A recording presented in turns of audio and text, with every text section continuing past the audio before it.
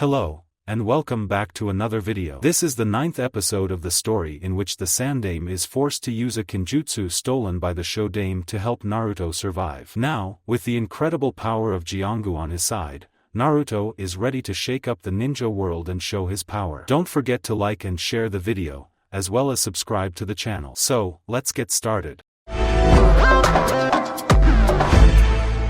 Konoha Uzumaki residence. Naruto let out a snort as he was roused from his slumber. He looked around and saw that he was in a completely different room. His mind woke up a moment later, and reminded him that this was his new room of his new home. Indeed, now that Kushina had been revealed to the public and had confirmed that Naruto was indeed her son, and by extension, an Uzumaki, she had publicly claimed ownership of the Uzumaki compound that had been placed under the Hokage's care after her supposed death.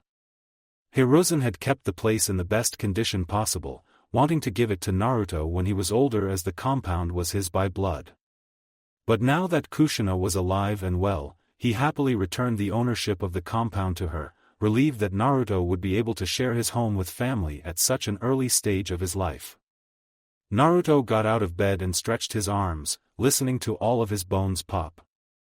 He made a beckoning motion with his hands and all of his hearts shot out of their hiding places and leapt back into his back.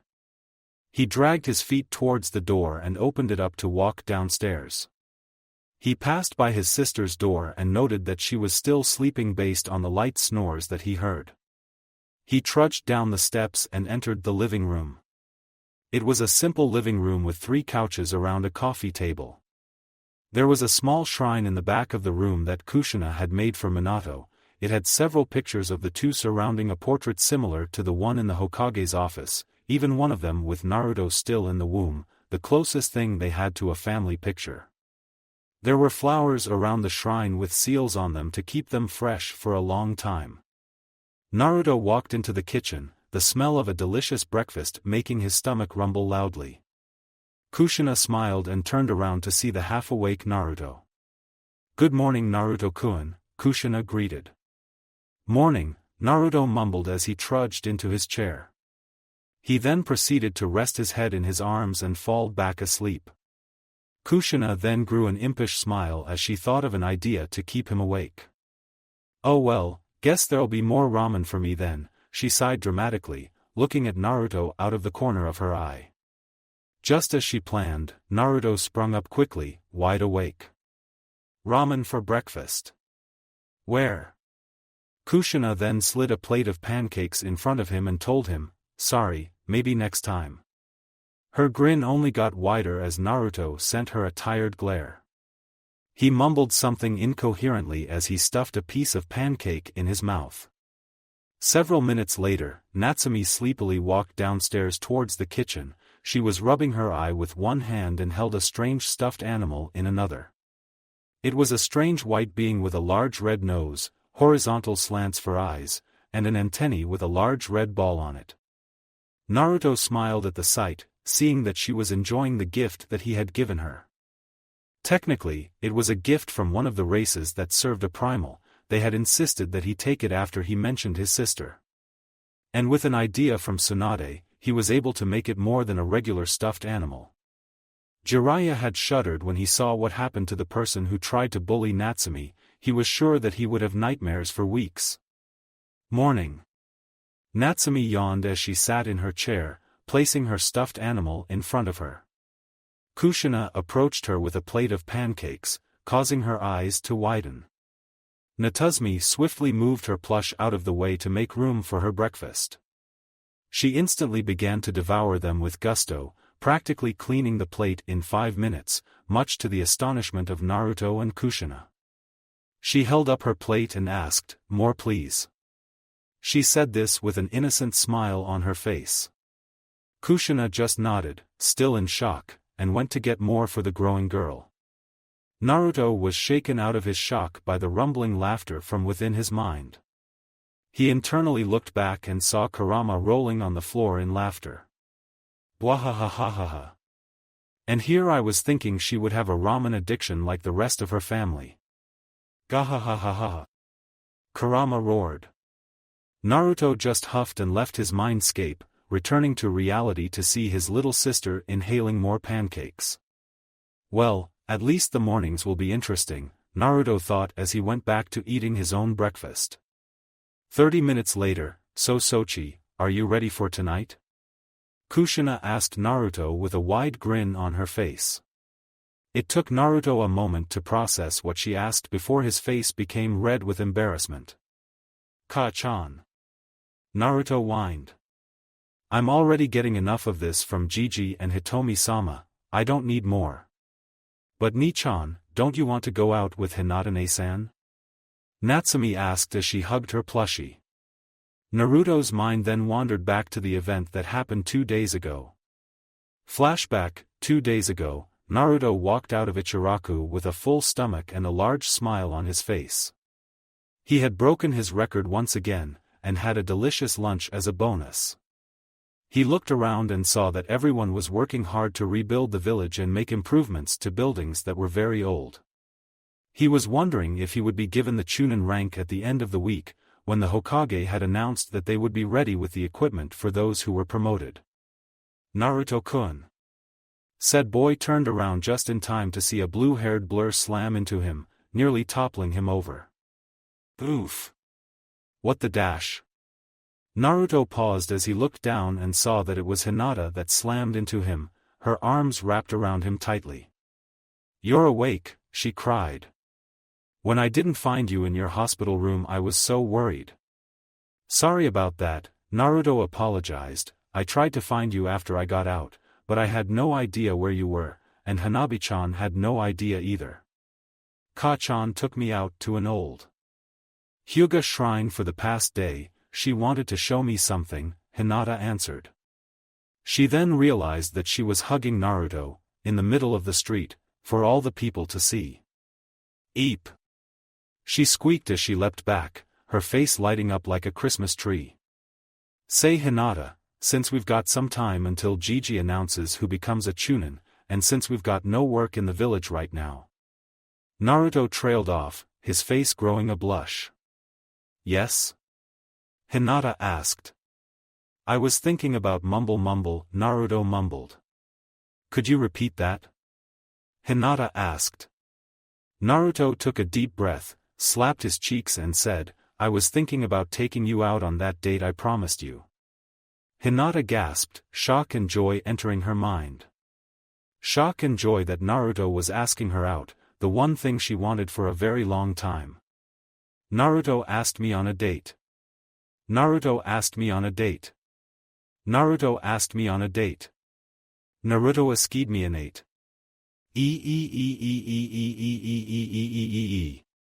Naruto took this the wrong way and quickly said, "If you don't want to, that's okay, I'm not forcing you to come." "What are you doing?" "Answer him before he changes his mind." "I'd love to." Hinata blurted out, immediately clapping her hands over her mouth in embarrassment for how loud she was. I mean, I'd love to go on a D-date with you, Naruto-kun." Naruto's mood immediately lifted. "Great. How about I take you out to dinner in 2 days?" "Why yes, that'd be wonderful." Hinata agreed. "Okay, see you later." Naruto waved goodbye as he ran home. Hinata numbly waved back as her mind went on autopilot, taking her home, where she fainted the moment she entered her room, a large smile on her face. Flashback end, Naruto shook his head and told Natsumi, "Of course I want to, she's practically the only girl my age who's been kind to me from the beginning." "Then you should get ready, I've got an old Uzumaki kimono that I think will fit you perfectly," Kushina said. "Ka-chan, I'm picking her up at 6:30.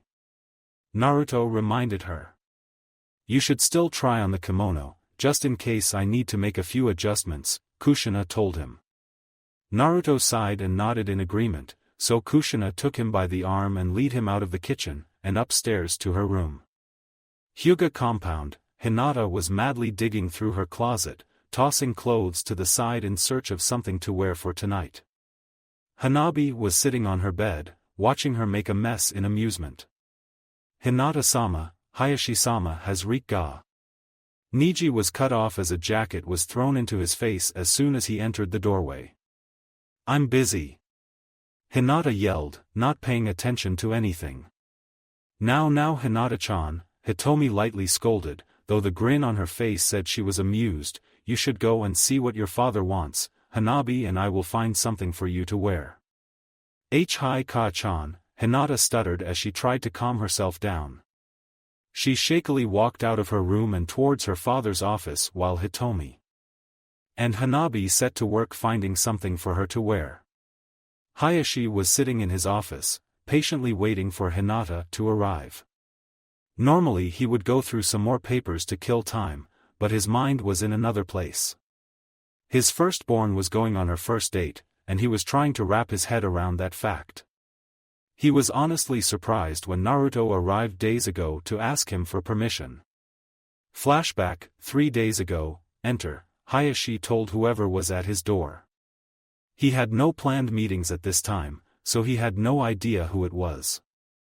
He wasn't going to use his Byakugan to check anyway, as it was looked down upon to use the Byakugan outside of a spar in the compound, but that did not mean that it wasn't done now and then. The Hyuga Patriarch was surprised to see Naruto enter his office, having no idea what the young Uzumaki wanted. "Naruto, this is an unexpected surprise," Hayashi greeted him. "Greetings Hayashi-sama, I have come here today to make a request of you," Naruto greeted formally. Now Hiyasi's interest was piqued. It was very rare for Naruto to be formal. So this request he was making was obviously important to him. He idly wondered what it was, but could come up with only one thing. "And what is this request?" Naruto took a deep breath, obviously steeling himself, and told him, "I would like to take your daughter, Hinata, out on a date." Hayashi sighed internally, his suspicions confirmed. In all honesty, he knew that this day would come due to how close the two had gotten ever since they became friends all those years ago. Not to mention that his wife was constantly going on about how adorable they would look together. "And why should I allow this?" Hayashi asked him, leaning forward. "There are many other young men your age, some of them having more notability than you." "Because I know Hinata the best, as I've been her friend outside of your clan the longest," Naruto replied. "I know almost everything about her, what she likes, what she dislikes, and what her dreams are. And I'll work to make them come true." Impressive response. He's passed this first test, but let's see how he does with the next one, Hayashi thought, smirking internally. A very true point, but what about those who have more to offer than you? Hayashi asked again. "I want my daughter to have a bright future where she will be very happy. Like I told you before, I know Hinata better than anyone outside of your clan," Naruto stated once again. "That also means that I know that she doesn't care about money or fame. What she wants is to have a caring family and make sure that her family is happy. You would be ruining her if you married her off to someone just because they're rich. But if you're really concerned about that, then the Uzumaki treasury will please you as we have a large amount of funds that have grown large ever since Ka-chan died. In all honesty, the thing about money is complete nonsense as I would assist her even if you were broke," Hayashi thought. "Nonetheless, the fact that your clan is large on funds is relieving." Hayashi sat there for several minutes, his eyes staring into Naruto. He could see how much he wanted to take Hinata out on this date, and how much he cared for her. The amount of care that he held for her was great, impressing the Hyuga leader. He could also see an amount of fear that Naruto had of him, which pleased him greatly. "I have decided," Hayashi began, "that I will allow you to take Hinata out on your date. Your points were solid, and you passed my little tests to see how much you care for her. You already know that I care for her a lot." Naruto shouted. "She's my best friend, my closest friend." "I know that, Naruto, believe me," Hayashi told him. "But you must understand that she is also my daughter, and it is a father's duty to make sure that their daughter will be happy throughout her life, even when I am not here anymore. But on the other hand, she is also the heiress of the clan, and that as the head of the clan, I need to make sure that our image is upheld throughout the village to keep all of our business running smoothly, and that clients stay with us. I will not lie to you, I would have hesitated to allow this if you had asked before the invasion, but now that your reputation is growing among the village, my fears are put at rest. Thank you Hayashi-sama, I'll make sure that Hinata is happy when we go out. Naruto thanked him as he bowed. Hayashi bowed as well. Oh, I know that, but there are several rules that I want you to be aware of, Hayashi told him as he stood up and walked to the back of the room, picking up a sword that was mounted on the wall. Naruto gulped as he grew nervous, making Hayashi gain a large grin that he quickly hid. First and foremost, I want my daughter to be returned to the compound at 9 o'clock. Any moment later will be met with appropriate punishment, Hayashi stated as he examined the sheathed sword in his hand. Naruto just stiffly nodded, keeping an eye on the older man's hands. Secondly, you are to treat her with the utmost respect, and defend her from any ruffians who attempt to do her harm, be they meaning to attack either you or the Hyuga clan. This time, Naruto's fear vanished as he gave Hayashi a determined nod that surprised the man momentarily. He then smirked to himself and continued to examine the sword, his hand now on its hilt. Thirdly, and most importantly, you are to refrain from any inappropriate actions with my daughter, otherwise. In a flash, Hayashi unsheathed the sword and aimed it at Naruto's nose. The young Jinchuriki yelped and froze up in fear. Even his threads were frozen stiff, not coming out to defend him. Do we have an understanding? Hayashi asked in an eerily calm tone. Naruto quickly nodded, trying to inch away from the sword. Excellent, I am pleased to see that, Hayashi told him. That is all, you may go now. Naruto didn't miss a beat and quickly activated his Manjikyu, using Kamui to quickly escape. Hayashi sheathed his sword and placed it back on the wall before continuing his work, a smug smirk on his face for the rest of the day.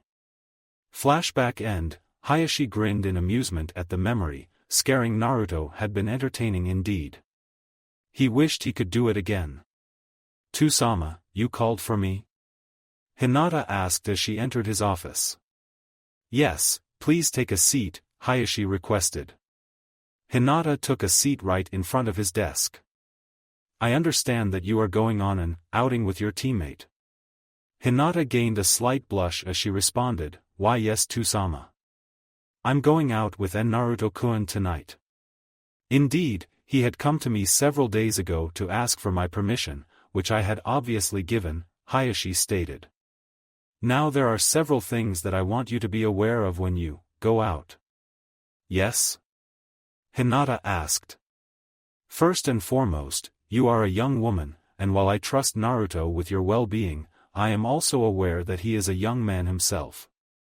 So be mindful of him and make sure that he behaves himself," Hayashi stated. "Tusama, Naruto-kun would never do something to harm me outside of a spar, please have some more faith in him," Hinata pleaded. "Can you blame me for worrying over you?" Hayashi asked. "Secondly, you are the heiress of the Hyuga clan. Your actions will reflect on the clan, no matter what you do, so please make sure that both you and Naruto are on good behavior." Hinata nodded, already knowing this fact from when her mother spoke to her earlier. And finally, Hayashi began as he stood up and walked around his desk. He stood before Hinata and knelt down, placing his hands on her shoulders. "Enjoy yourself. You can only have one first date." Hinata gave her father a smile and replied, "I will Tusama." She gave him a hug before exiting his office. Later that evening, Naruto fidgeted nervously as he stood in the main room of the Hyuga compound. Hayashi and Niji were in the same room giving him stone-cold stares that would have reduced a normal man into a blubbering mess. The young Uzumaki was wearing a dark blue kimono with a black sash around his waist. The Uzumaki clan emblem was on the back, and he was wearing traditional open-toed sandals. Kushina had dug out the old kimono and had made the proper adjustments to fix it up, and make it Naruto's size. Naruto gulped as the stares from the other two males intensified. The silence was broken by a giddy Kushina and a pleased Hitomi walking down the steps. "Oh Naruto-kun," Kushina said in a happy tone, "you're going to enjoy tonight, I just know it." The young Uzumaki boy looked behind them and froze. Walking down the steps was Hinata Hyuga. She was wearing a pure white kimono with autumn leaf designs on the left side, and a sunny yellow obi wrapped around her waist. She wasn't wearing any makeup, as both Kushina and her mother told her that her natural beauty made it unneeded. She nervously walked down the stairs, blushing as she was Naruto staring at her with awe in his eyes, making her feel happy. She took in his appearance and thought that he looked even more handsome than usual. "Hinata-chan, you look amazing," Naruto blurted out. Hinata blushed furiously and hid her face behind her sleeves. "Told you," Hanabi told Kushina from behind her sister. The elder Uzumaki grumbled before handing the grinning girl a handful of coins. Hitomi giggled at their banter, not bothering to hide her amusement. "Shall we get going?" Naruto asked as he offered his date a hand. Hinata nodded before reaching out to him, taking her hand in his. "Hold it!" Kushina shouted. "We need a picture of this." In a flash, she repositioned both of the children so that they were picture-ready. Naruto had his arm around Hinata, and the Hyuga heiress had her hands clasped in front of her, while a blush adorned her cheeks. "Smile." Kushina took several pictures with a camera she brought just for this occasion. "Now get going. You're burning daylight." She practically shoved the both of them out of the door and slammed it behind them. "Must you be so pushy?" Hayashi asked as he deadpanned at the immature woman. "I just don't want them to realize their feelings when it's too late," Kushina told the Hyuga head, reminding him of some of the tragedies of life. Konoha streets, the young couple walked through the brightly lit streets, gaining attention of several people, mostly females who gushed over how adorable they looked together. Hinata blushed at the praise and tried to hide behind Naruto, but he encouraged her to stay at his side and take praise in the compliments, to which he agreed with under his breath. "Where are we going, Naruto-kun?" Hinata asked, having gained some more confidence along the way. "Ka-chan helped me make a reservation at a nice restaurant yesterday," Naruto answered her, leading the way. They eventually came up upon a fancy-looking restaurant. In the windows they could see several couples enjoying their own outings. Hinata's eyes bulged the moment she saw the sign hanging above. "The Royal Leaf?" She gasped in shock. "Naruto-kun, how were you able to get a reservation here? You have to request 1 month in advance. Plus it's really expensive." Naruto just gave her a grin and explained, "Well, back during the invasion, my newly acquired lightning and wind hearts rescued the owners of this place. Their daughter was at the stadium and told them about my Jiongu when they told her about their rescue. So when me and Ka-chan were looking for a restaurant, we ran into them and gave me this reservation as a way to say thank you." Though Ka-chan insisted on giving them money even though they offered it for free. Hinata just stared at him in shock before she shook herself back to reality. Naruto then led her inside the restaurant, where they were stopped by a maitre d' who had a small grin as he saw the blonde. "Ah! The savior of the restaurant and his date." He greeted them warmly. "I was told to expect you tonight, and I was not disappointed at all." Naruto just chuckled and rubbed the back of his head in embarrassment. The maitre d' then took the couple to their table and left them with their menus.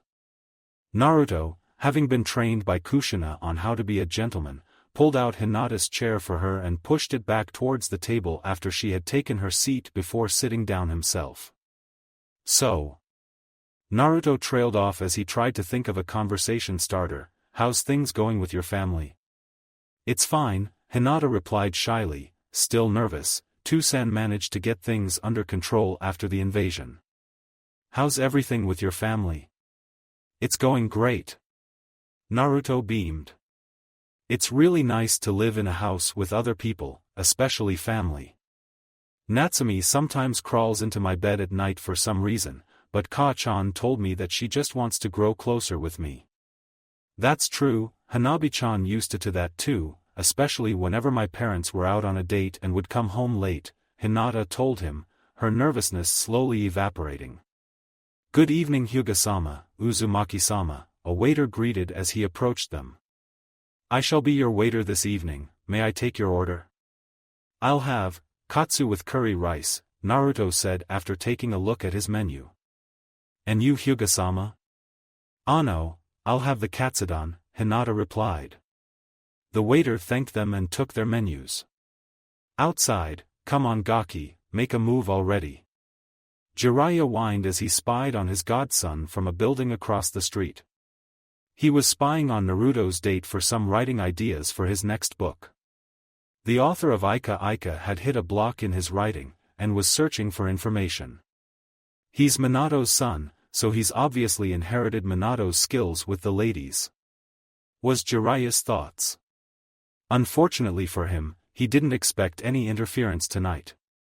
And just what do you think you're doing? A voice asked behind him. Jiraiya froze, sweat pouring off of his head and his complexion turning pale. He shakily turned around and saw Kushina standing there with her arms crossed and her eyes narrowed. It didn't help that Tsunade was standing next to her, sending him a glare that just screamed at him to run. And then there was Hitomi, who wore a cold stony glare that would make Hayashi cringe in fear. Jiraiya babbled as he tried to find an excuse. I was just keeping an eye on them. Making sure that nobody would try anything. Really? Tsunade asked with a sarcastic tone. Because I would believe you, if it wasn't for this. She held up his notebook, which was open to all of the notes that he had taken tonight, before it burst into flames in her hands. Now then, shall we commence with the proper punishment? Hitomi asked, her voice as cold as her expression. Wait. You can't do anything here. You'll attract all kinds of attention. Jiraiya shouted. Hoping to stall them long enough to escape. Good thing I placed a privacy seal here, as well as a area binding seal to keep you from leaving, Kushina told him, shattering his hopes instantly. Jiraiya let out a girlish scream as the trio of women descended upon him. Unknown, an enormous figure paused as he raised his head, the plant life that was growing around his arms ceasing entirely. His red eyes narrowed as he tried to figure out what was happening. What is it? A figure asked as he appeared from the nearby forest, his pure white eyes observing the fellow giant as the neighing of a horse could be heard. For a fleeting moment, I believed that I heard the cries of a man that was doomed to the fury of 3 scorned women, and then I heard only silence, the first figure answered. 'Tis of no concern of thee, the second one answered. Our concern lies not with every mortal, only the ones associated with the young one. Now I must return, the shroud shall not guard itself. The second figure departed back into the forest, leaving the red-eyed being to continue to grow the plant life around him. The royal leaf, Naruto and Hinata had a wonderful dinner. They had exchanged interesting stories about their lives, and had a delicious meal as well. Everyone could tell how happy the young couple was, and that their positive mood was affecting everyone in the restaurant. Did he really do that? Hinata giggled as Naruto told her about Jiraiya's latest attempt at peeking at Tsunade while she was at the springs. Yup. Naruto confirmed. He got beat so bad that he was unconscious for 3 days. Both of the teens' laughter started anew at the ridiculous Toad-san nin. Pardon me for interrupting, the waiter spoke up as he approached them, but we have your bill. Thank you, Naruto replied as he took the bill and took a look at it. He then proceeded to take out his wallet. Naruto-kun, you don't have to pay, Hinata spoke up. You're right, I don't have to, Naruto replied, but I want to. Isn't it the man's job to pay for a date? He asked her with a grin. Hinata just blushed and looked away. After they had left the restaurant, they had noticed that it was nearly 9 o'clock, nearly time for Naruto to take Hinata home as per the rules Hayashi laid out for him. He thought of what to do before then, and then he got an idea. Hey Hinata, Naruto called out, getting the young girl's attention. "Hi?" Hinata asked. "Hold on tight," Naruto told her with an impish grin. "What are yo eep?" Hinata squeaked as Naruto lifted her up bridal style and leapt on top of a nearby building. Hinata quickly wrapped her arms around his neck as to not fall off. "Naruto!" Hinata screamed as the young Jinchuriki flew from building to building. "Just relax." Naruto laughed. "It's not gonna be long till we get there." True to his words, he arrived at his destination and set Hinata down.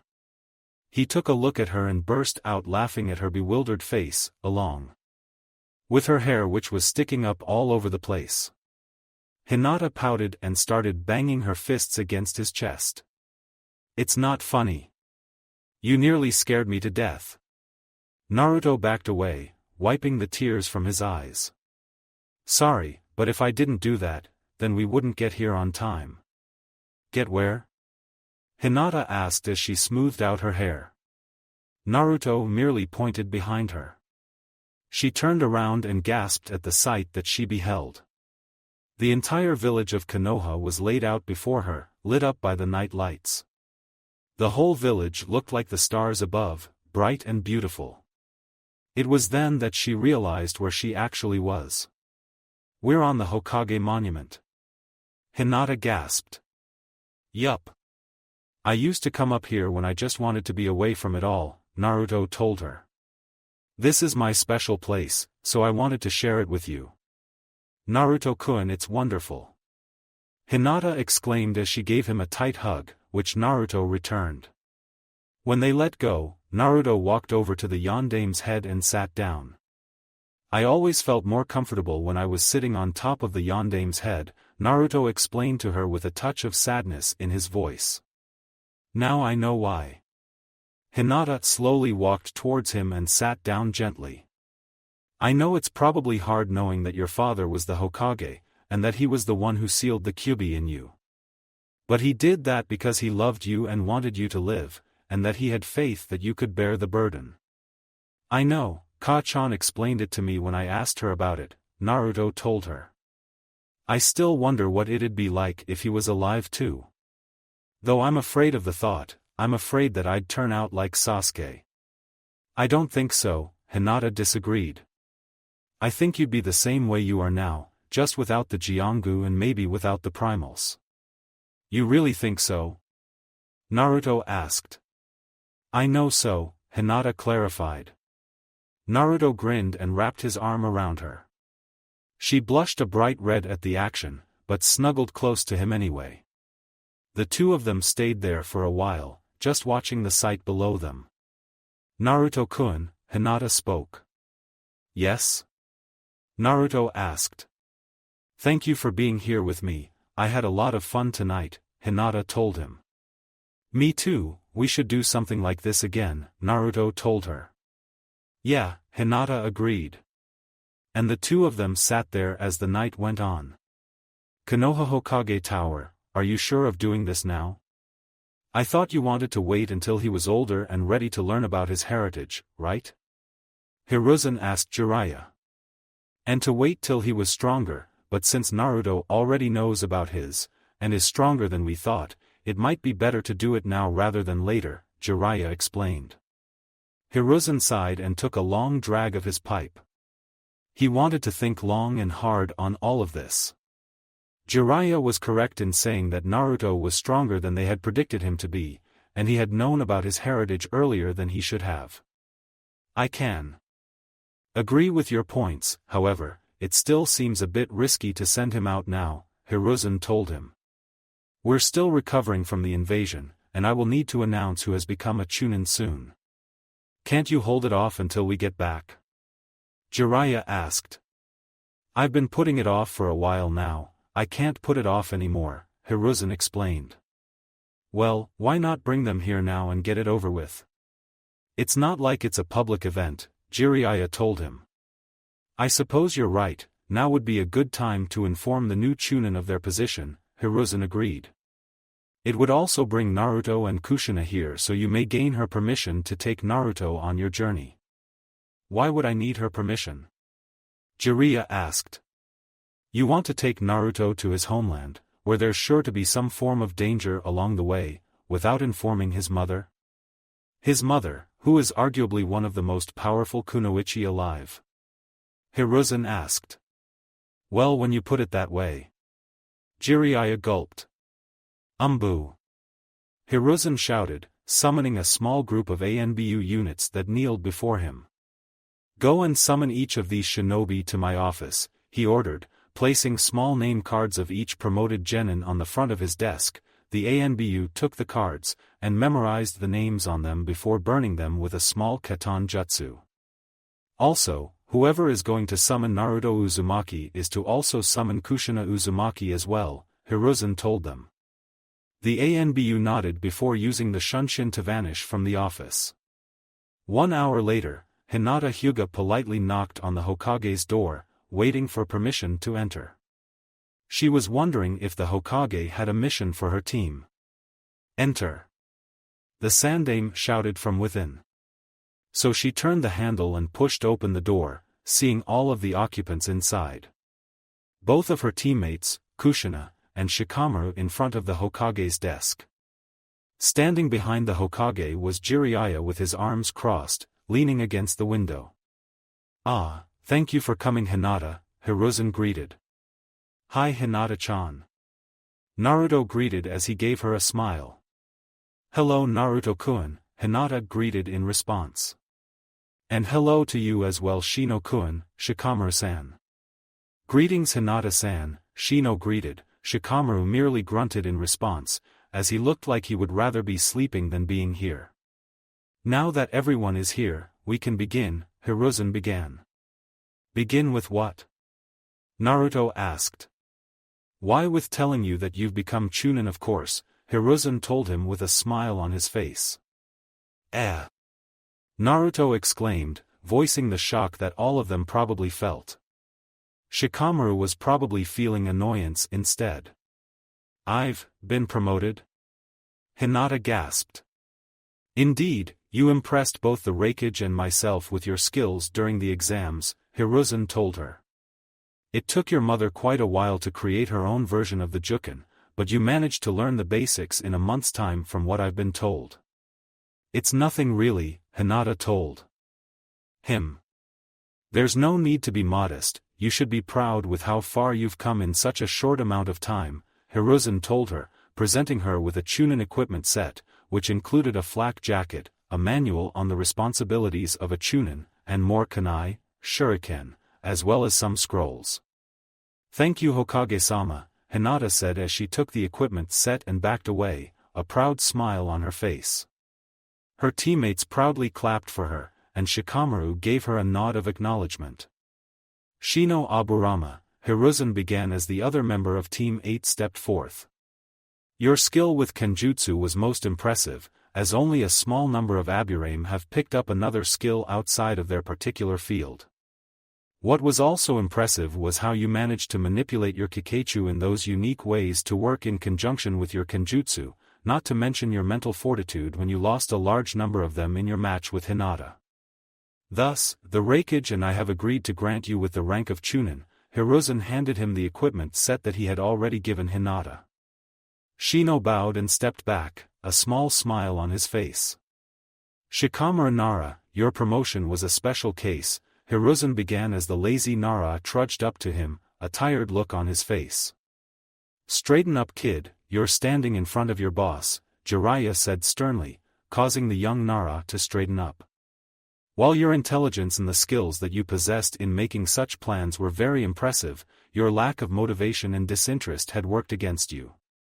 You have been granted the rank of Chunin, but your father and I spoke after the fact and we decided that if you are performing poorly, your rank will be taken away and you shall become a genin once more. Troublesome, can't I just turn this down? Shikamaru grumbled.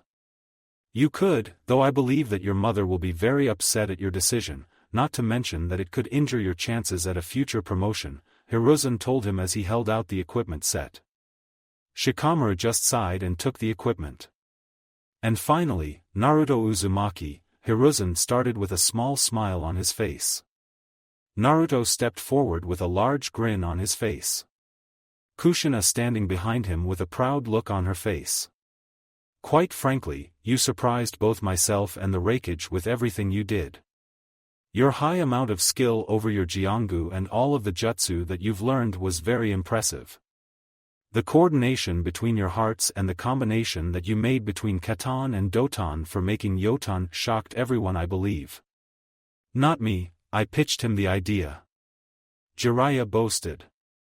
Yes, and I'm surprised that you were the first one to come up with that idea, Hiruzen told him. Is that an insult? Jiraiya asked in a deadpan tone. No, I just mean that I had expected myself to come up with it as I had done the same thing in the past, Hiruzen told him. Another thing that surprised everyone was your unique summons, though you did have the kitsune contract before, right? Yeah, but I can only summon small kitsune for stealth or sabotage missions, Naruto explained. I kinda have to earn the respect of the other kitsunes. Nevertheless, I am proud to award you the rank of Chunin, Hiruzen said as he handed the young Uzumaki his own equipment set. Naruto took it with a giant grin on his face before stepping back. Congratulations to all of you, make sure you continue to do good work for your village and its people, Hiruzen finished before dismissing them. Naruto, Kushina, if you could stay for a moment. Bye guys, see you later. Naruto shouted to his friends as they left. Hinata gave him a small wave while Shino nodded in his direction. Shikamaru merely grunted before trudging out. So what's up? Kushina asked. Hiruzen merely motioned for Jiraiya to begin. I want to take the Gaki with me to Uzushiogakure to dig up any secrets that the Uzumaki clan might have left behind, Jiraiya told her. Why? She asked, some concern filling her being. Originally, we were going to ask you if you would assist us in this mission, but then we learned that you were pregnant with your son at the time, Hiruzen told her. We then decided to wait until you had fully recovered from your pregnancy before asking. However, your assumed death caused us to wait until we believed Naruto was ready to learn of his heritage before asking him. And with him learning about it now, as well as gaining much more power than we thought he would, we decided to initiate this little plan of ours now. The reason for this is to make sure that none of our enemies can get their hands on anything that can be catastrophic for the village, Jiraiya explained. We were allies with the Uzumaki clan, and we failed them in their time of need. All we can do now is make sure that all of their seals, relics, and anything else that they have is recovered and kept out of our enemies' hands, specifically Iwa's. Still, why not ask me to go? I'm capable, Kushina argued. Truthfully, we feel that you still need to recover some more. Tsunade said that you're still not where you used to be, and that won't change for a while still, Hiruzen explained. Plus, there are still clan head duties that you need to go over, and that will still take a while to get through. Don't worry Ka-chan, I'll be fine, Naruto reassured her. Besides, I always wanted to see Uzushio after I learned about having a clan. Kushina bit her lip in thought, thinking hard about what to do. After a few minutes, she let out a sigh. Alright, you can go, Kushina said. However, I want you to make sure that he doesn't come home with any serious injury. She directed that last part at Jiraiya, who gulped under her glare. Come on Gaki, we're gonna be leaving in a couple hours, Jiraiya told Naruto before leaping out of the window. Can't he learn to use the door like a normal person? Kushina sighed before leaving herself, Naruto following her moments later. Hiruzen just sat back and took a drag from his pipe, a small smile on his face. 3 hours later Konoha Gates, he says to meet him here at this time, but he can't even be bothered to show up when he says to show up? Naruto grumbled as he waited impatiently by the gates. He had a small backpack with him, filled with necessities, and scrolls containing even more items just so he didn't run out. I'm sure that Jiraiya-sama had some important business that he needs to do, Hinata defended. She was there along with Kushina and Natsumi, preparing to see Naruto off. That is, if the Sannin that he was supposed to go with would show up. Hiya. Jiraiya greeted as he strolled up to them, a large grin on his face. Kushina scowled as the smell of booze and cheap perfume entered her nose, letting her know just exactly where Jiraiya was. "You old pervert. You went and hung out at another brothel, didn't you?" Kushina yelled, preparing to pull out her sword on the old Sannin. Jiraiya cringed and took a leap back, ready to run if he needed to. "Hey! Do you want this trip to end up being longer than it needs to be?" Jiraiya shouted. "I don't want to spend too much time on the road, even if I do like traveling. Not enough pretty girls to research." He whispered that last part to himself. Kushina growled and made a threatening motion with her sword before putting it down.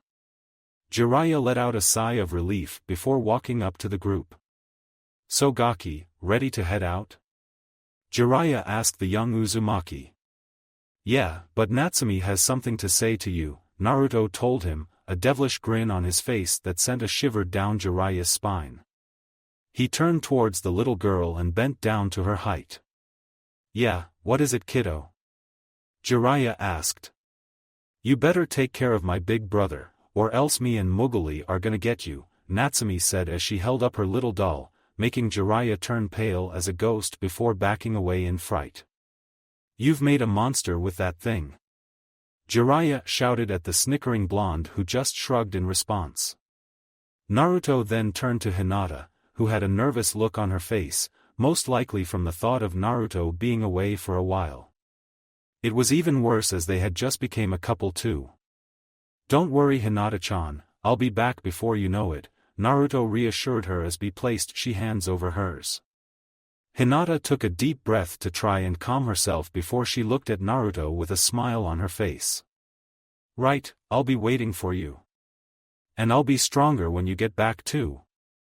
Naruto laughed and gave her a tight hug which she eagerly returned. After a minute, they released and Naruto went to Jiraiya. "Ready?" The Sannin asked. Naruto nodded and the Sannin turned and started down the road, Naruto following him. He turned and gave a final wave to his family and girlfriend which they eagerly returned before he turned back and continued after the Sannin. Hinata let out a sad sigh as Naruto disappeared in the trees. Kushina placed a comforting hand on her shoulder and said, "Don't worry, he'll be alright, he's Minato's son after all." Hinata gave a firm nod before all three of them walked back into the village. Up in his office, Hiruzen was watching his surrogate grandson leave with his old student. He offered a silent prayer for them to have a safe journey before returning to his work. Unknown, in a dark area of a forest, there was a large round table with 13 symbols carved into it. There was a flame, a tornado, cracked earth, a water drop, a bolt of lightning, a snowflake, a strange circular symbol with a cross through it, for swords, a cloud, an eye, a tree, and a sun were on the outer edges of the table. In the center was the image of a burning moon, with the flames arced in a way that it was streaking toward something, almost like a meteor. 12 portals opened up on all of the outer symbols except for the sun emblem, and shadowed individuals came out of the portals. The only recognizable one was Ifrit, who stood at the flame symbol. "For what reason have you called us here for, Arbiter?" The figure at the symbol of the 4 swords asked the one over by the symbol of the bolt of lightning, his voice buzzing like an insect's. "There has been an awakening," the figure replied, his voice carrying years of wisdom with it. "Another one of us hath supped of the ether, and has become free of her fetters." "Of whom do you speak of?" came the gentle voice of a young woman over at the symbol of the snowflake. "He speaks of mine sister, another of the triad," spoke the large figure over by the symbol of the tree. What made him noticeable was she's 6 arms. "With this, our number is now at 14. The one previously called Arbiter raised his staff, which had a twisted appearance at the top of it, and slammed it down. The table began to grow larger and another space appeared between the figures standing at the tree and eye symbols. Another symbol appeared, this one being scales in balance. The one standing at the eye symbol scoffed. "Our number is truly at a count of 12 now, that accursed bird is never present," the metal titan still sleeps, and our Lord is still keeping himself broken and fragmented. The Lord of Rebirth has sworn to watch over our Lord and to mend his broken body. You have no right to admonish him for the oath he has taken, the figure at the strange circular symbol told the other figure. He appeared to be on a horse. As for the Lord of Time, we have not the ability to awaken him, for there is still a piece of his key missing, and the boy will have to be the one to infuse ether into his core. Speaking of the boy, the Arbiter began as he turned to Ifrit. What are your thoughts on him? He is young, and has room for improvement, Ifrit said to them. However, he has courage and compassion for his friends in his heart. There is a light within him, a light I have not seen since the days of the Warriors of Light.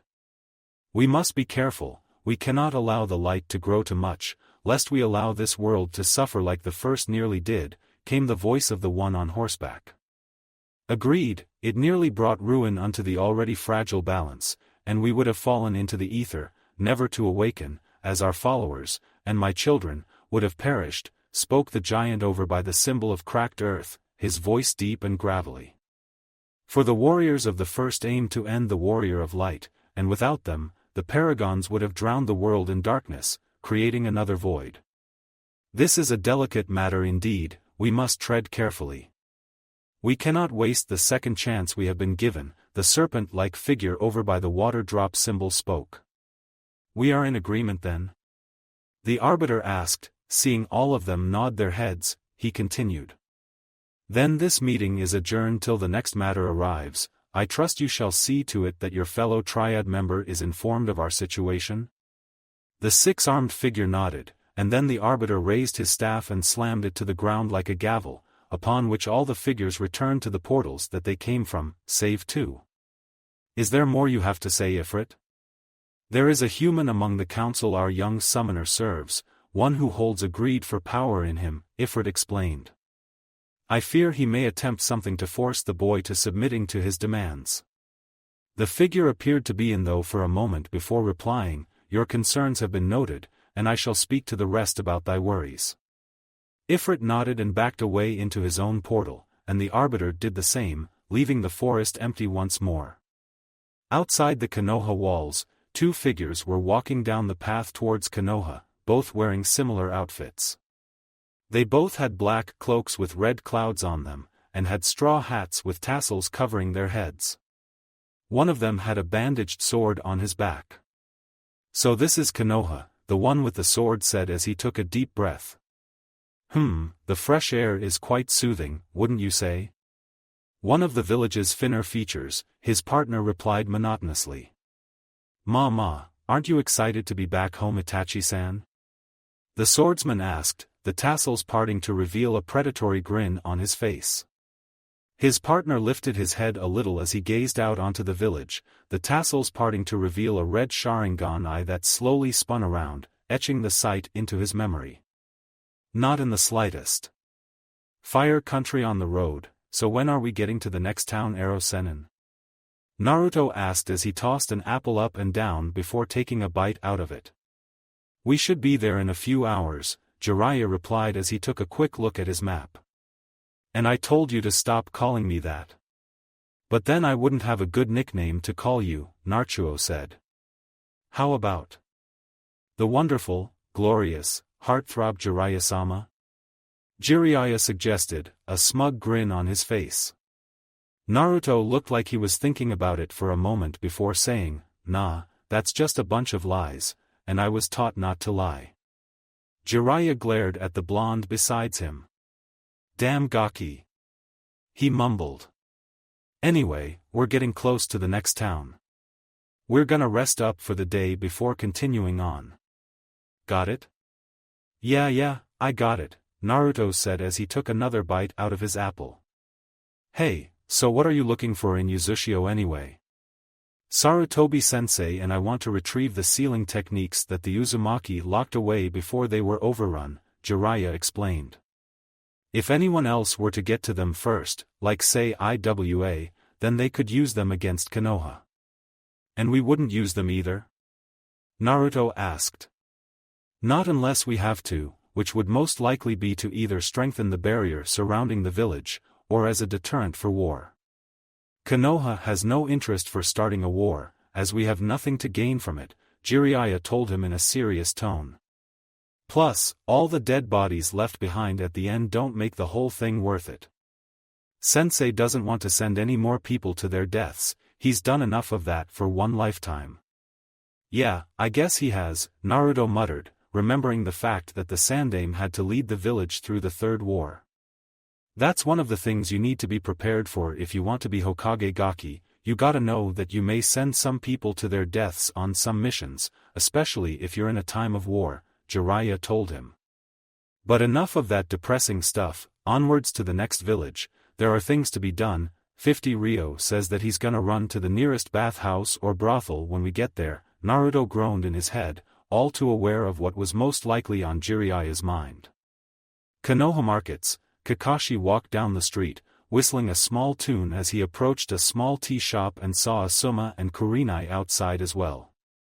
The two cloaked figures from earlier were inside as well.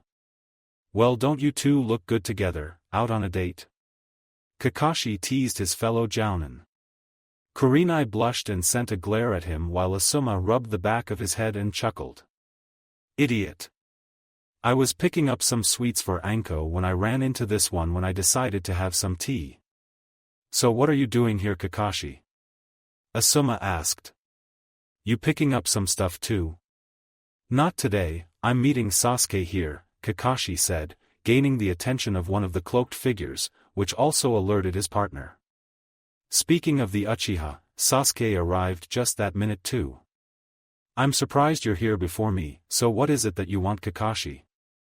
Sasuke asked, some slight irritation in his voice as his private training was interrupted.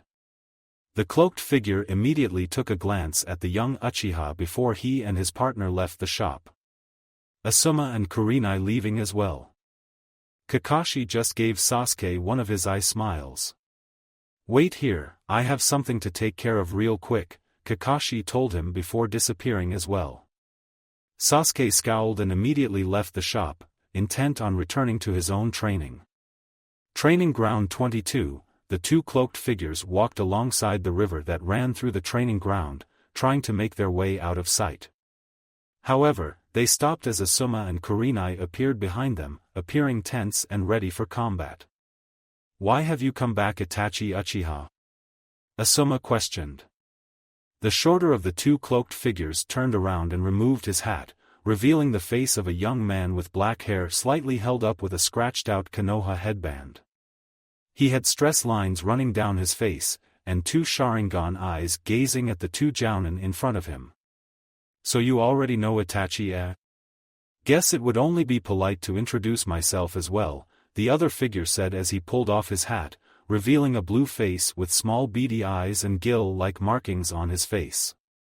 He had spiky dark blue hair that resembled a shark fin. Kisame Hashigake at your service, he introduced himself while wearing a shark-like grin, showing off his sharp teeth. I've heard of you, Asuma said as he pulled out his trench knives. You're the monster of the hidden mist, a former member of the 7 ninja swordsmen. I don't think your village likes me, Itachi, Kisame told his partner with a grin still on his face. You two are S-class criminals in the bingo book, Kurenai said. Pretty bold of you to come into a hidden village with reputations like that, especially you, Itachi. How dare you show your face here after that incident? Asuma, Kurenai, please do not interfere in my affairs, Itachi told them. Both of the Konoha shinobi before him said nothing as they slipped into a combat stance. Kisame responded by reaching for his sword and slamming it on the ground in an act of intimidation.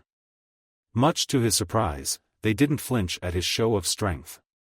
Kisame, we don't have time to waste here, Itachi told his partner. Just make it so that they can't get back to the village to warn anyone until it's too late. Kisame grinned and sped towards Asuma, swinging his sword to smash against the jounin. Asuma blocked the attack with his knives, grunting as the weight of the weapon crashed against him, as well as Kisame's strength when swinging it.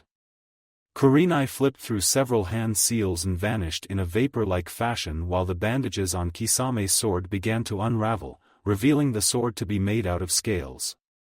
Kisame's grin grew wider and he pulled his sword back, managing to wound Asuma on his shoulder. "My sword Samahata doesn't cut, it shaves," Kisame exclaimed as he attacked Asuma again, wounding his shoulder even further. Itachi and Kisame suddenly found themselves trapped in Kurenai's genjutsu. Both of the missing nin were wrapped up by a large tree as Kurenai seemed to melt out of the tree halfway, a kunai in her hand as she prepared to strike them. Suddenly, she found herself bound to the tree with Itachi over her, her kunai in the Uchiha's hand. A genjutsu reversal, Kurenai thought. A genjutsu of this level has no effect on me, not with these eyes, Itachi said as he drove the kunai towards her abdomen. Thinking quickly, Kurenai bit her lip hard enough to draw blood, breaking herself free and managing to dodge Itachi's attack. However, she was unable to dodge Itachi's kick that sent her into the river, causing Asuma to get distracted as he was facing Kisame. The former Kiri ninja took advantage of this and slammed his sword into his side, sending the jounin flying in Kurenai's direction. Thankfully he was hit with the bandaged part of the sword. Suetun, Water Shark Bomb Jutsu. Kisame shouted as he created a water shark and sent it at the shinobi, only for another water shark to intercept it and cancel both jutsus out. "That was my jutsu," Kisame exclaimed in disbelief. "Looks like you two could use some help," Kakashi said as he appeared in front of his fellow jounin. His headband up and Sharingan at the ready. "What took you so long?" Asuma asked as he got up. "Oh, had to take in the sights, the trees look lovely this time of year," Kakashi quipped as he gave the Sarutobi his patented eye smile.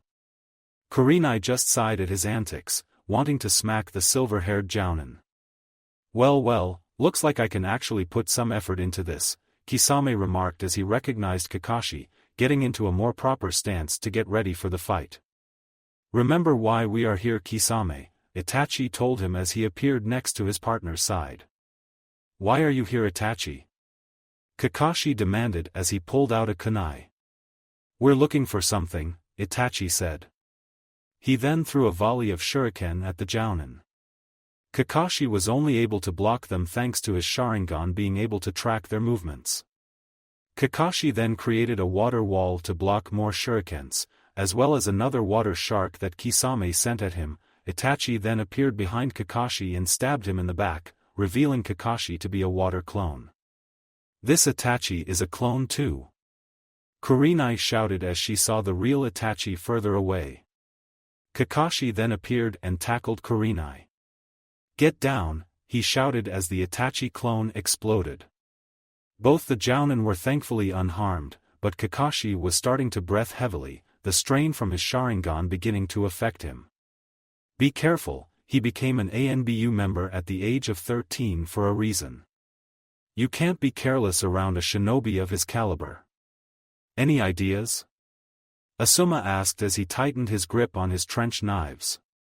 "I'm surprised at the amount of skill you have with that Sharingan," Itachi began, "but it pales in comparison to one in the hands of an Uchiha. Still, that your body can hold out this long while using it is an impressive feat. Now let me show you the true power of the Sharingan." Itachi then began to slowly open his eyes. "Both of you close your eyes right now," Kakashi shouted to the two behind him.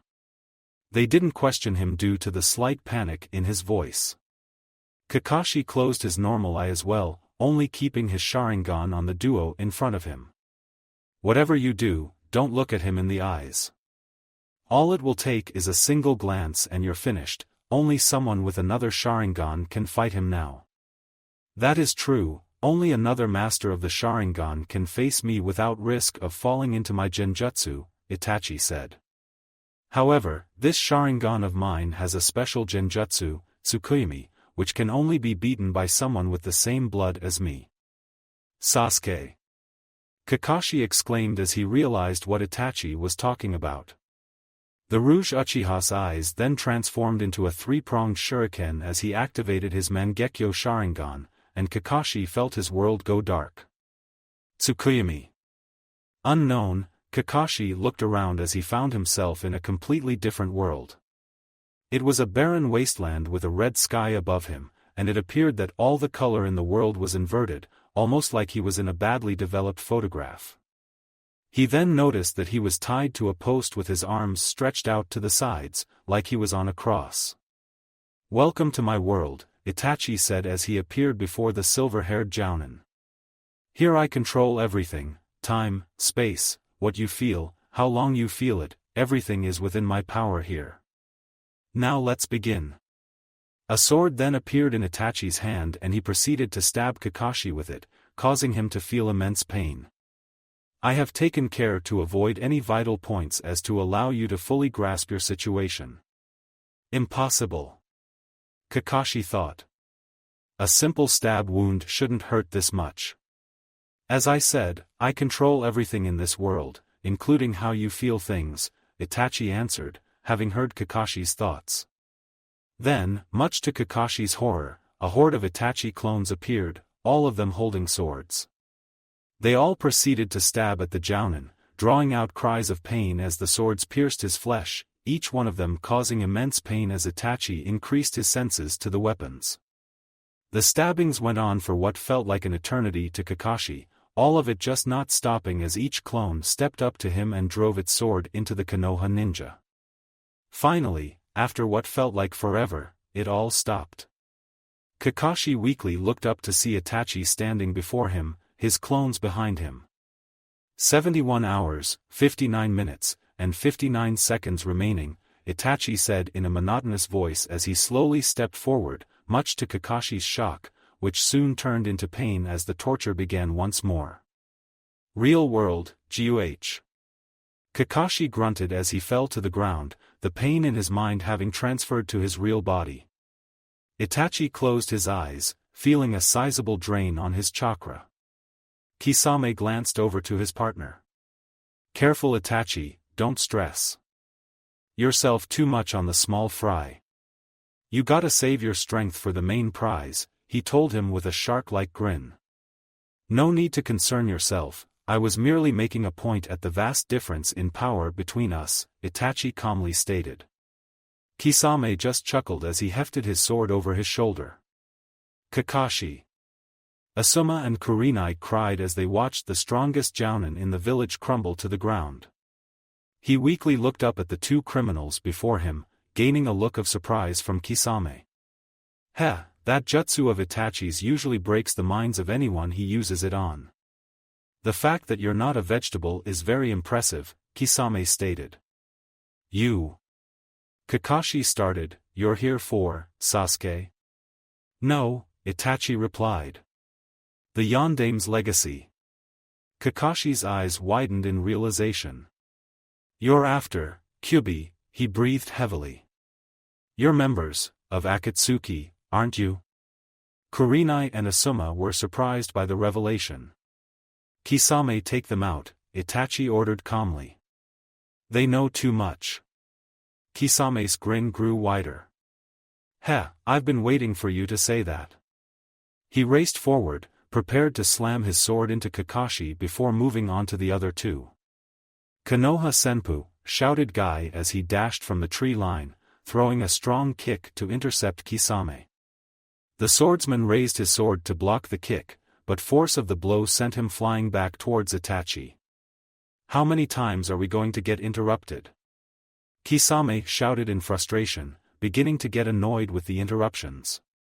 "Yash! Konoha's green beast, Mato Guy, has arrived." Guy exclaimed as he flashed a smile. "What the, when did Konoha start allowing clowns into its ninja force?" Kisame asked as he hefted his sword up again. Seeing Guy arrive, Kakashi finally succumbed to the mental torment and fell unconscious. "Guy! Don't look into Itachi's eyes!" Asuma shouted at his fellow Jounin. "Otherwise you'll end up like Kakashi." "I already know that," Guy told him. "Thanks to my many fights with Kakashi, I've developed a way to fight opponents with the Sharingan. Both of you open your eyes, it's alright as long as you don't look into his eyes. Merely look at his feet to fight him. There's only one problem with that, you're the only one who can fight like that, Kurenai explained. There's a method to it actually, but there's no time to learn it now, so you'll just have to get used to it now, Guy told them. Kurenai, get Kakashi out of here and to the hospital before he gets hurt anymore. Asuma, you and I shall fight these two. Come a little closer, let me rip you to shreds. Kisame exclaimed as he allowed his bloodthirst to show itself a little. Itachi raised a hand, stopping the former Kiri shinobi. Enough Kisame, we did not come to start a war. And I've learned that the Kyuubi isn't here, let us take our search elsewhere. Kisame grunted and placed his sword on his back again before the two Akatsuki members vanished, leaving the four. Konoha Jounin alone. Unknown, JHH. A scream of pain was heard through a dark hallway, faintly lit by candles that were placed along the walls. The guards patrolling the area, Oto Ninja by the state of their attire, shuddered as the screams echoed throughout the entire base. All of them knew the origin of the screams, and they all dreaded going near them, fearing that they may lose their lives. Orochimaru-sama, please. Kabuto cried as he rushed to his master's side, a tray of medicine in his hands. You must take your medicine. This worthless medicine isn't helping me. Orochimaru hissed as he smacked the tray out of Kabuto's hands, screaming in pain afterwards as the pain in his arms flared up. He grasped them in pain as the agony engulfed his very being. Damn that creature! How dare it take away my arms! Orochimaru roared, cursing Ifrit. The corrupted ether that the primal pumped into the Sanin's arms practically ate away at the chakra network in them, rendering Orochimaru unable to perform any jutsu. Kabuto picked up the spilled medicine and placed it on the cart. It's a shame that Tsunade is back in Konoha, were she still traveling, we might have been able to convince her to heal you. We don't need that wrench, Orochimaru growled. What I need is something more potent, something made in more hardened times that can heal me. Kabuto raised an eyebrow. Forgive me Orochimaru-sama, but I'm not understanding. The Rouge Sannin smirked darkly as he turned to his assistant. Prepare a squad of shinobi to accompany you Kabuto, and take some of the blood that we managed to get from the Uzumaki girl in Kusa. You're going to Uzushio. Shakuba town, okay, let's stop here for the day, we've still got a ways to go before hitting Yuzu, Jiraiya said as he and Naruto entered the town. We'd be a lot closer if you weren't trying to hit on every woman who crossed our path, Naruto grumbled. Jiraiya just gave him a glare and kept walking, looking for a place to spend the rest of the day. There, we'll stay in that hotel for tonight, Jiraiya said, spotting a decent place on the corner of the street. As the two approached, a woman in a blue dress winked at Jiraiya and made a "come here" motion. Needless to say, Jiraiya dumped his chunk of money on Naruto and was instantly at the woman's side. Go and get us a decent room. I'll be back later tonight. Then he and the woman were walking down the road, leaving Naruto blinking at what happened. What just happened? Naruto asked. Kurama facepalmed in disbelief. I can't believe it, there was actually a woman that wanted to spend the night with a old geezer like him. I guess she was just desperate. Naruto weakly suggested. Kurama just sighed and laid down, rubbing his temples.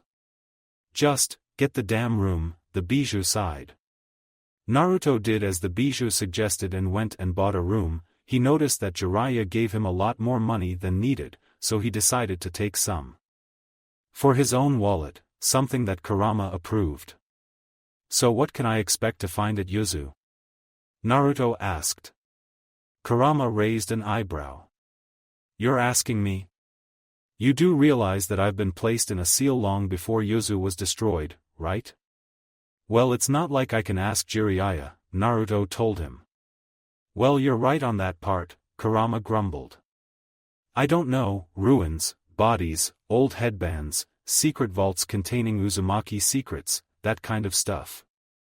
Suddenly, there was a knock at the door. Naruto raised an eyebrow, thinking that Jiraiya was gonna be back later like he said. Old Toad probably got hustled out of all his money, Kurama said. No way any sane woman would want him. Naruto jumped off the bed and walked to the door and opened it up. He was greeted by the red Sharingan of Itachi Uchiha staring at him, with Kisame standing to the side. Naruto Uzumaki, we need you to come with us. Shakuba town, so let me get this straight, Naruto began as he stared at the two criminals in front of him. You want me to go with you, two notorious missing ninjas, right? Well, looks like he's a smart one, Kisame remarked with a large grin on his face. Yes, Itachi said as he locked his gaze with the young Chunin in front of him. Naruto put a hand on his chin. Yeah, let me think about the no, he said as he slammed the door in front of them. Kisame blinked owlishly at the door before turning to his partner. Did he just slam the door on us? Kisame asked. Itachi said nothing as he looked on stoically. Kisame pulled out his sword and got ready to bust down the door. Next to him, Itachi's eyes widened and he dove to the side. Kisame noticed a second later and dove to the side too, just as the door exploded and a torrent of fire flowed outward. What the hell? Kisame shouted as he quickly got up. Damn it, I missed, Naruto muttered as he peeked his head out, seeing that both shinobi were okay, with Kisame slightly singed for being slower to evade. Kisame lunged at him with his sword raised, ready to chop off an arm or leg. Naruto raised his arms in front of him, his threads quickly reacting and sliding out to block the sword. Kisame's eyes widened in surprise at seeing the same technique that another member of his organization possessed. He moved his head to the side as a tendril shot at him before ripping his sword away and trying to kick Naruto. He blocked it with his threads, but the force of it sent him back. Okay kid, looks like you'll be more troublesome than we thought, Kisame said as he tightened his grip on Samehada. He lunged forward and swung Samehada at the blonde, who managed to roll out of the way in time as the weapon took a rather large chunk out of the wall and floor. Kisame followed his momentum and planted his sword in the wall, using it as leverage as he threw a kick at Naruto that caught him in the chest, sending him flying down the hall, past Itachi, and into the wall. Okay, that hurt, Naruto groaned as he slowly got up. Kisame pulled his sword out of the wall and hefted it onto his shoulder. Come on kid, make this easy on yourself, he said as he walked towards the blonde. You're just causing yourself more trouble this way. Plus, I'm tired, give me a break will ya? Humph, cocky little bastard isn't he? Kurama remarked. Not that his pride is misplaced, his strength is far greater than yours, not to mention he has far more experience in battle than you. Your best bet is to try to last till that Toad comes to his senses. I know, I'm just worried that it'll take him too long to realize what's happening, Naruto replied. Kurama grunted in frustration before an idea came to him. Gather up some of my chakra and send it out in a pulse. That should get his attention. Naruto did as the Bijou said, and grasped a minuscule portion of his chakra, though considering how potent Kurama's chakra is, it was still a pretty large amount. Naruto placed his hand on the ground and sent out the chakra in a pulse, that he was sure reached all across the village. The young Chunin noticed how Kisame's eyes narrowed, and he was sure that the Akatsuki member knew what he just did. And if he knew, then Itachi probably knew as well. Kisame then dashed forward and swung his sword, aiming to bash Naruto into the wall, hard.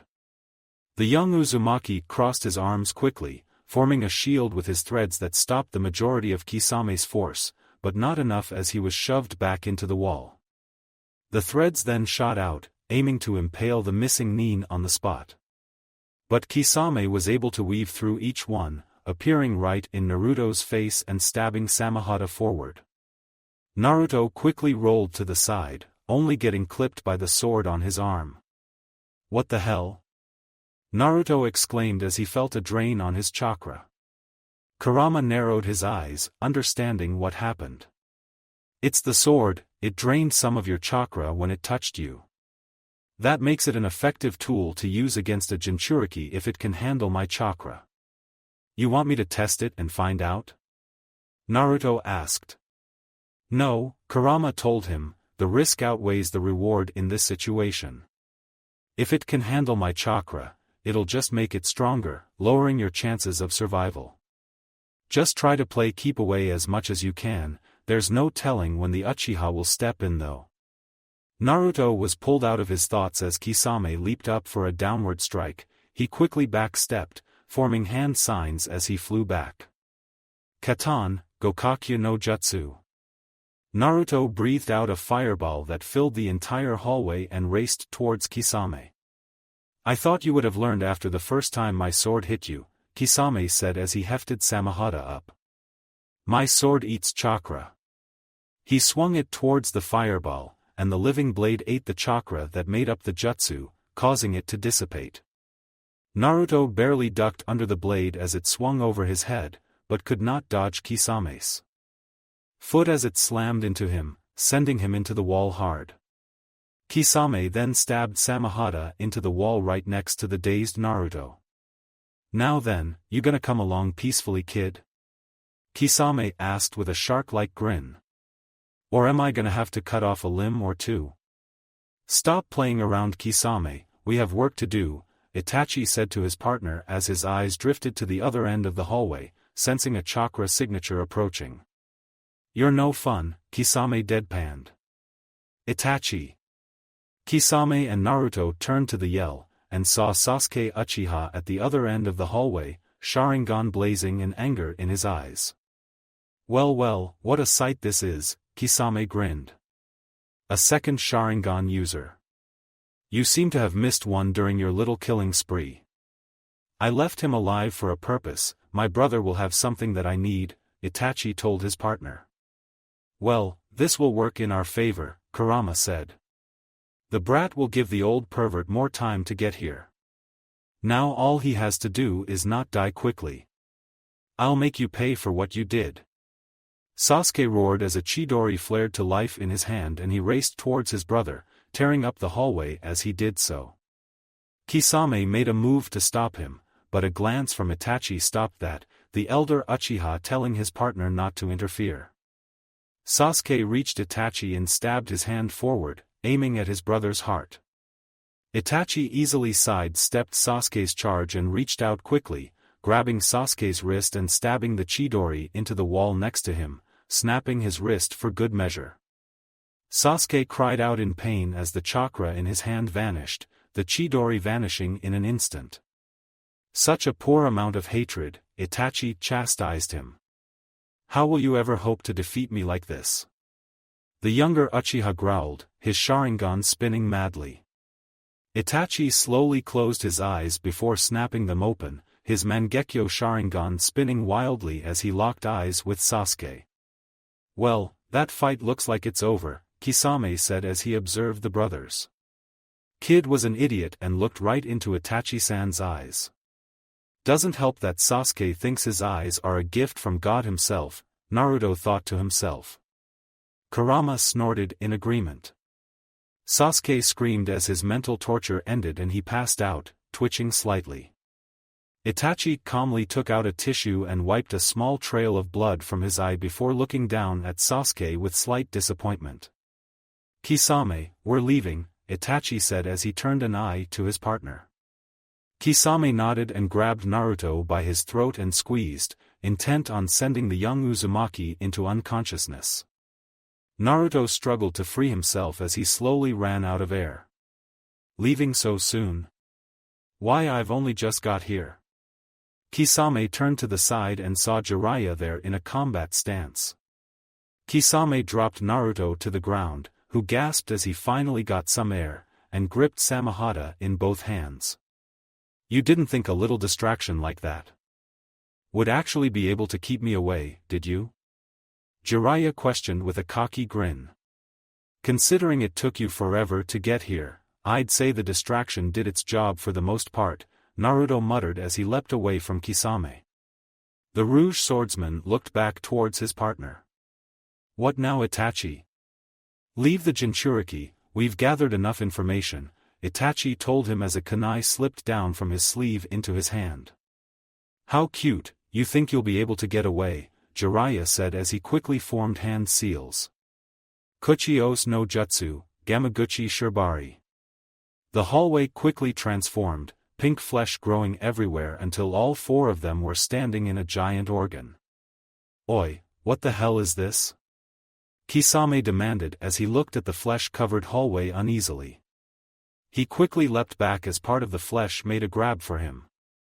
Now that's just disturbing. Itachi wordlessly turned away and began to run towards the end of the hallway, Kisame quickly following him.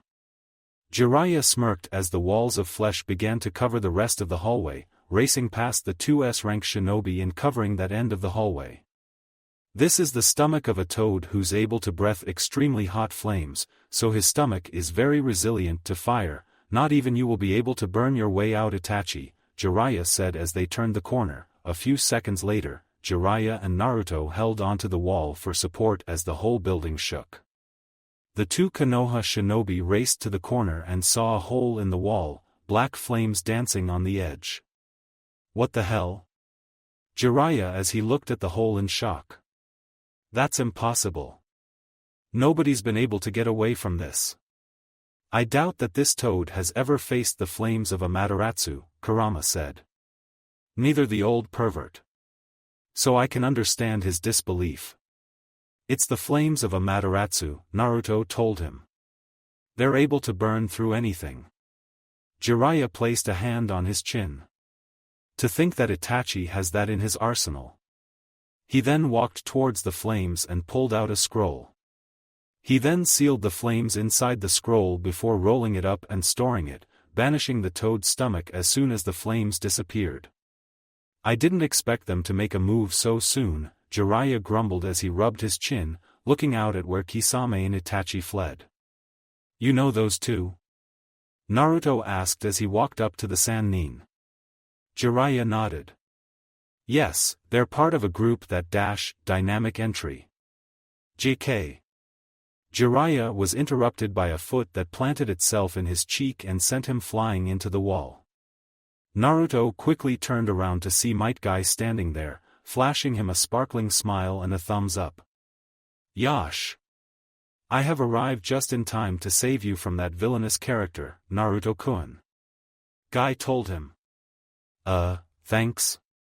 Naruto replied, dumbfounded by what just happened. It didn't help that Kurama was rolling around in laughter.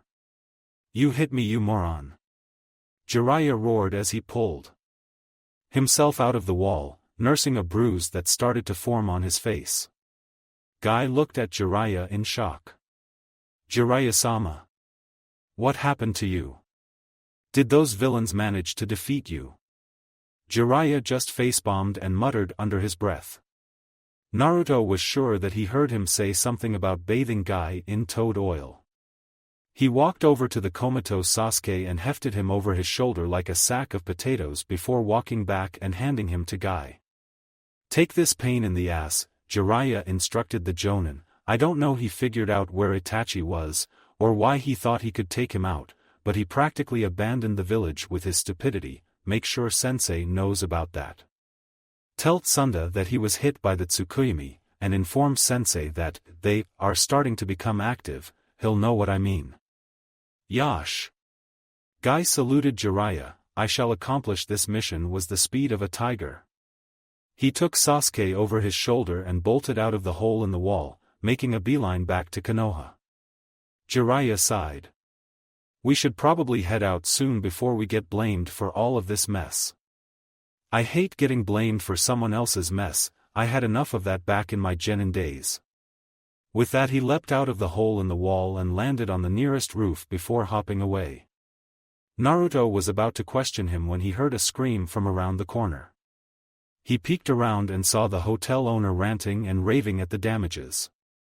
Naruto decided to follow the guidance of his godfather and quickly left the hotel, chasing after the Sannin. After fleeing the town, Jiraiya and Naruto rested for a moment on a nearby hill. So, wanna tell me what that was all about? Naruto asked. Jiraiya sighed. Honestly, I wanted to keep this from you for a little while longer, Jiraiya told him. But, seeing as they've made their move, I guess I can't keep this from you. Jiraiya straightened up and gave Naruto a serious look. They're a terrorist organization known as the Akatsuki. I have no idea what their master plan is, but all I am aware of is that it involves collecting the bijou, not the jinchuriki, the bijou. That's worrying, Naruto gulped. That's not even the worst part, Jiraiya continued. Every member of the organization is at least an S-ranked criminal from all over the 5 nations, bar Kuma. So they have the power, it's just a matter of figuring out what they're waiting for. The only reason I know they even exist is because Orochimaru was a member of the organization before leaving in a very sloppy manner. Meaning? Naruto asked. He betrayed them, Jiraiya answered. He was with Itachi, probably on a mission, and tried to steal his eyes. He nearly lost his life trying to do so and barely escaped. So, do we have to worry about them right now? Naruto asked. No, all of my intelligence has said that the organization has no plans to actively move out to capture the Jinchuriki at this point, Jiraiya reassured him. Not for several years at least. Which is why you're going to need to step up your training for when they decide to actively move out, Jiraiya said. Do you really think I'll get that strong that quickly? Naruto asked. Who knows? Jiraiya shrugged. That part's up to you. Now come on, let's keep going to Yuzu. Back in Konoha, Kushina groaned as she flopped onto her couch, coming back home from a council meeting. Miss Kushina? The Uzumaki matriarch looked up and saw a teenage redhead in the kitchen, helping herself to a glass of milk. Her eyes instantly lit up seeing her. Karen! Kushina exclaimed, instantly sitting up on the couch. You're finally cleared to be out in public? Karen nodded and began to explain. Well, the Hokage personally came down and apologized for asking me to stay hidden for a while. He said that his paranoia had gotten to him when the village really has nothing to fear from Kusa. Oh, that's wonderful, Kushina said as she walked over and embraced the girl. I can't wait for you to meet my daughter. It'll be nice to have another woman in the house. I'm excited to meet her and my fellow shinobi too, Karen said with a smile. Kushina raised an eyebrow. You're planning on staying a shinobi? Karen nodded. I want to give back to the Hokage for allowing me to defect. If he hadn't, I don't know what would have happened to me. Enough about that, Kushina said, placing her hands on Karen's shoulders. Leave those thoughts behind you, you have a better future to look forward to now. Ka-san, who are you talking to? Natsumi asked as she walked down the stairs.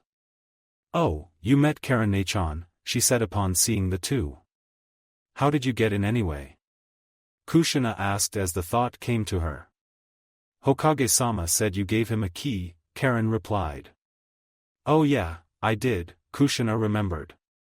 Anyway, come outside, I want to see what you've learned while in Kusa. Hokage's office, Tsunade let out a sigh as she leaned back in her seat. Come on sensei, she began, let's be reasonable here. There's no way I'd make a good Hokage. The only people I'm good at being a leader to is Shizune, and the doctors in the hospital that I've managed to whip into shape. Asking me to lead the village is just way out of my league. It's not as if you'd be alone in leading the village, Hiruzen countered. I will be here to help you get on your feet, and offer advice should you require it. So you would be leading over my shoulder, is that it? Tsunade deadpanned. Hiruzen shook his head in denial. I would only give you my own opinion on topics that I feel strongly about.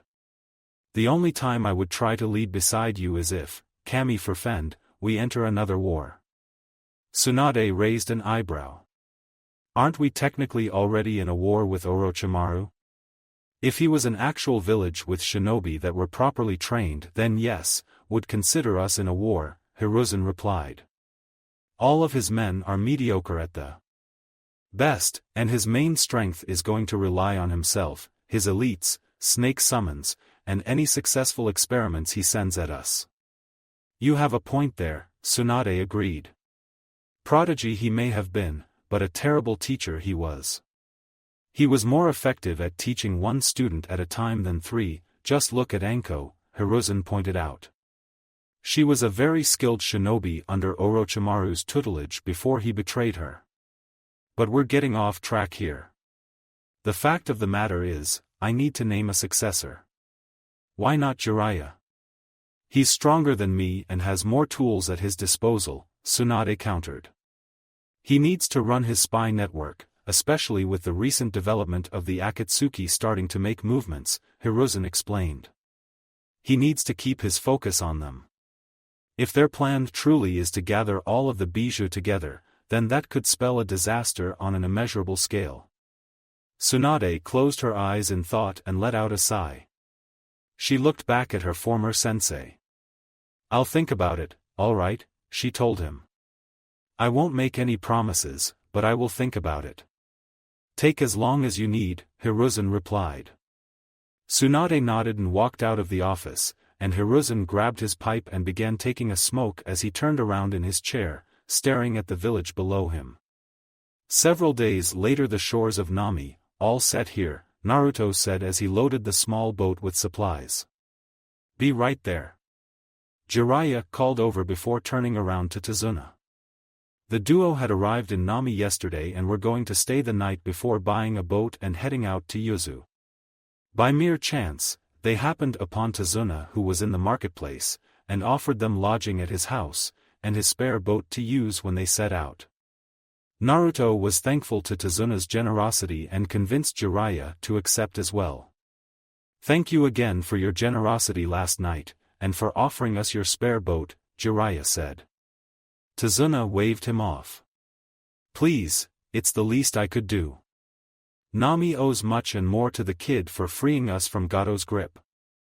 I still haven't heard all the details of that mission, Jiraiya muttered. Nonetheless, your help is greatly appreciated, we'll be sure to return the boat to you in one piece. Jiraiya bowed to the man once more before heading down to the boat. Come on Gaki, we've got some rowing to do, he said as he began to push the boat into the water. Naruto quickly moved to help him before they both jumped into the boat as it hit the water. He waved to Tazuna one last time before helping Jiraiya in rowing the boat. So is this the only way into Yuzu now? Naruto asked after a while of rowing. To put it bluntly, yes, Jiraiya replied. There used to be a bridge linking it to the mainland, but the Uzumakis blew it up when Kiri, Kumo, and Iwa launched its invasion towards the end of the Third War. I've heard rumors that there was also some form of seals set up for teleportation to and from the island. But I've never been here to check it out, before today that is. Why not? Naruto asked. Well, when the invasion force couldn't take the bridge to Yuzu, they either took boats, or water walked alongside the boats to go and invade. And I'm not talking small boats like this, I'm talking about huge boats, able to hold plenty of squads of shinobi.